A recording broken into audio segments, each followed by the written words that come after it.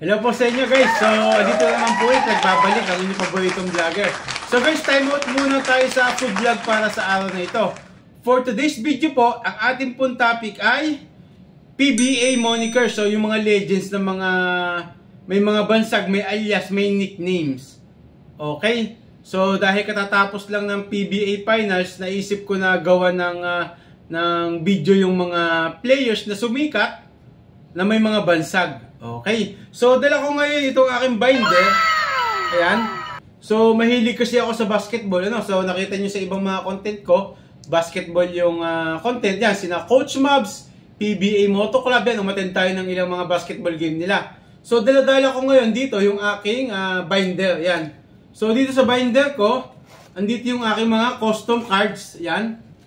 Lahat po ito ay mga retired PBA players. Okay? So, ito yung lahat ng may mga monikers.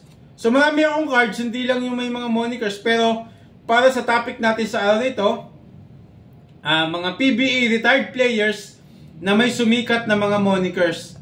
Okay? Ayan. So, marami ako nyan. Okay? Ayan. Kita nyo. So, mamaya, pipili tayo ng ilan para ma-feature. So, hahatiin natin part by part. So, bago natin simulan itong ating video, huwag niyo po kalimutang mag-subscribe. So, ito na guys, simulan na natin. So, okay guys, ito na. So, again, dito sa binder ko, pumili muna ako ng 12 yata o 13. Uunahin natin, ano. So, simulan na natin yung ating vlog. Okay? So, ang una sa ating listahan, probably ito yung pinakasikat na moniker sa lahat.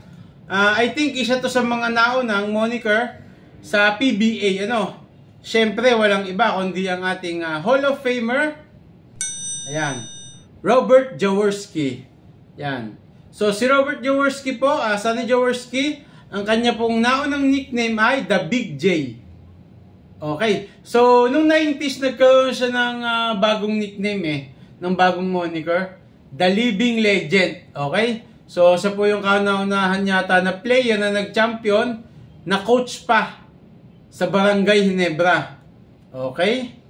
Check natin. Okay. Dito nga pala sa card na to, ayan. So, yun yung pangalan, picture ng player, at saka yung moniker niya. Sa likod, okay? So, ito yung ilan sa mga achievements nila as a player. Okay? Yan. So again guys, ito po ay mga retired PBA players na may monikers, So number 1 sa listahan natin, Robert Jaworski, The Big J, The Living Legend. Okay? So second, ito isa sa mga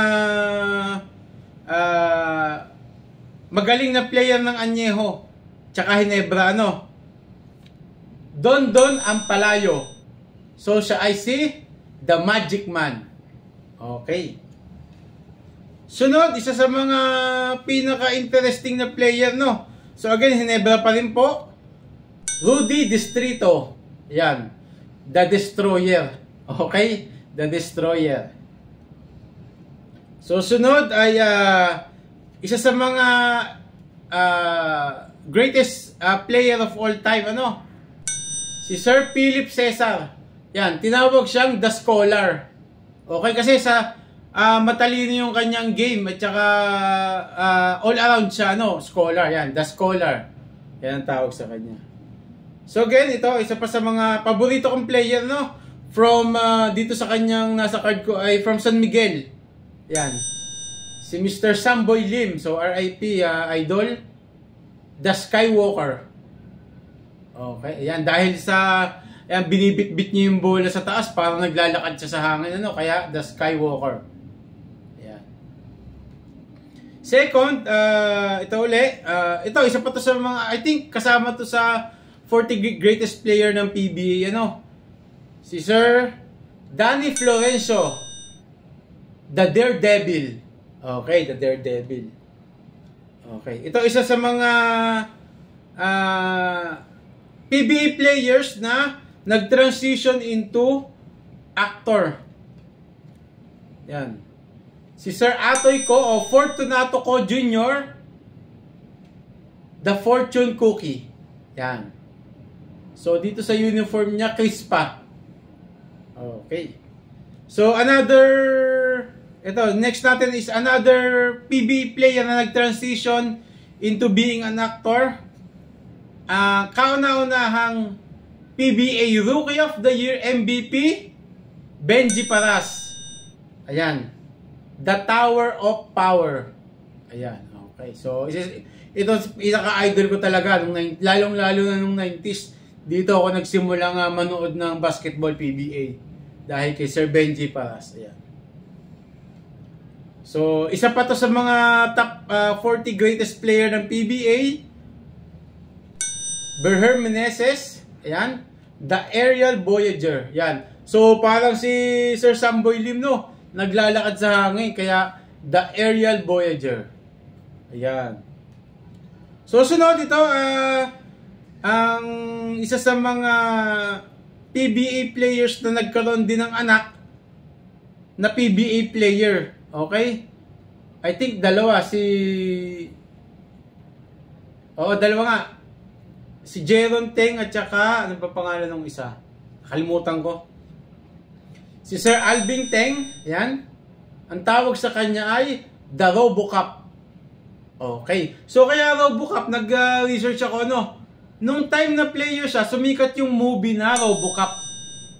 Nung 90s, ano? At saka, pag naglalaro daw to, binabantayan ka, parang robot yung kaharap mo, no? Matigas.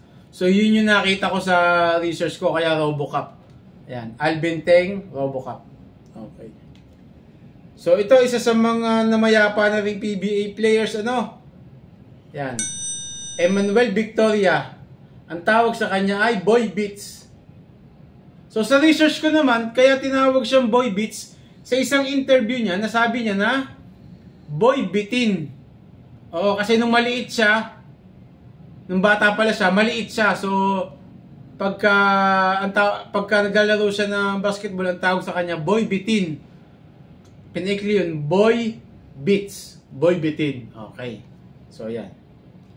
So, ito na yung ating last para sa video natin ngayon, ano? Sir Pido Harencio, The Fireman. Okay? Ito, nasa Great Taste pa siya. Tapos lumipat siya sa Ginebra. Okay? So, isa sa mga magaling na coach ngayon, ano? Si Sir Pido Harencio, The Fireman, pamatay sunog. Okay. So, yan guys. So, yun yung ating first part ng ating video. Check nyo yung next video ko, ano? So, kasi masyadong mahaba, puputulin natin. So, ayun guys, maraming salamat sa pag-tune in dito sa video natin. At huwag nyo kalimutang mag-subscribe at follow sa akin. So, maraming salamat po. See you next video.